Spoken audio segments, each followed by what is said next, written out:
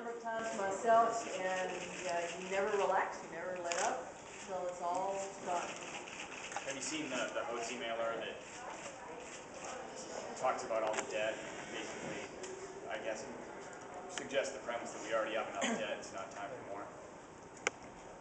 I've seen it. And your reaction to it? I'm not particularly impressed. We have gone out and explained to the voters that the city has been aggressively shedding debt. We went to a pay-as-you-go program for streets and drainage. We are beginning to transition away from debt on our water and sewer construction. This is the lowest request for bond authorization in 30 years. It's a fiscally prudent, well-crafted, and tailored request that, and if you look at our bond capacity going forward, it does not require a tax increase, and there's a very steady and planned roll-off of debt for the city of Houston. At least for my bond package, which I'm very familiar with, this is good for Houston, and frankly, if we don't have it, projects stop. And at some point, people are going to notice if buildings don't get repaired, if street and drainage work stops. If we were to stop all construction projects, where would we be as a city? Yeah, in an earlier Wednesday session, you talked about how the city has a little different rules. You have to ask 5 times instead of once, like HISD. Is that more challenging? Well, it's more challenging in one sense, in that voters get to pick their way through. The city requires 5 separate votes because a fire station and a library and a park are sufficiently different that state law says we have to ask in different categories.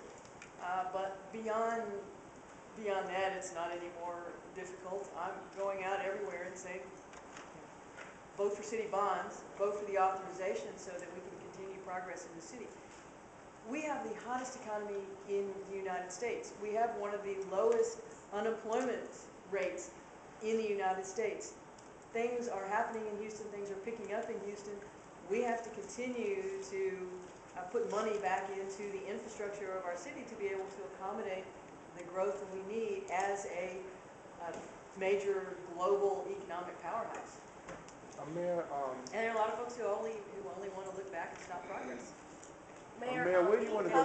Can you talk to us about, I know the first time, the whole Washington parking corridor idea they've come up with, that they're meeting about today.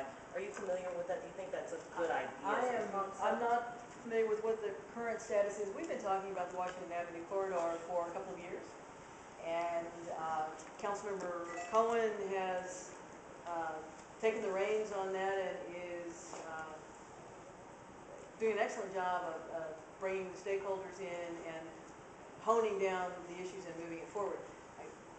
Clearly, we believe that is an area that would benefit from a coordinated approach to parking and parking management, but it's something that the stakeholders are going to have to work with us on.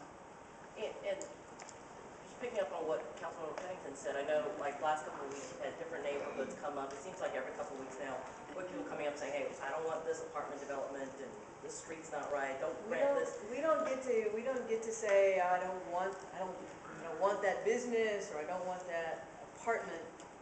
There have to be technical reasons within the law for us to say no. And as we have clearly expressed, and as most Houstonians understand, as the largest unzoned city in America, there are challenges with that. If a business is asking for a variance in order to operate, or if a multifamily unit's coming in and asking for a variance, there are tools that we have, but if they buy the site, there is adequate roadway access, there's very little impact that the city can have as long as they follow the rules. Mayor, what is your intention with the negotiations with the fire department and as it relates to pension and their as well as your participation with the city? I'm not in negotiations with the fire department as to pensions. I'm not allowed to negotiate with the fire department on pensions. That is entirely at the state level.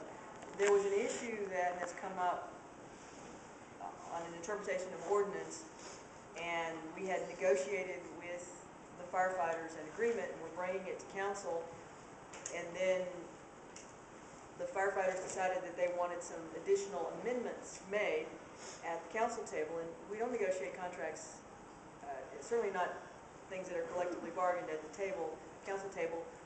We do it face-to-face across the conference table, and if they're happy with the agreement that we shook hands on, I'll bring it forward to the agenda. If they want to redo it, we'll go back and continue to negotiate. We've never stopped being willing to talk to them. Are you still asking for a meet and confer? I am still asking for meet and confer in Austin. The ability to have the city of Houston and by extension the taxpayers of Houston at the table when we make major decisions, and I think that's only appropriate. So, thank you.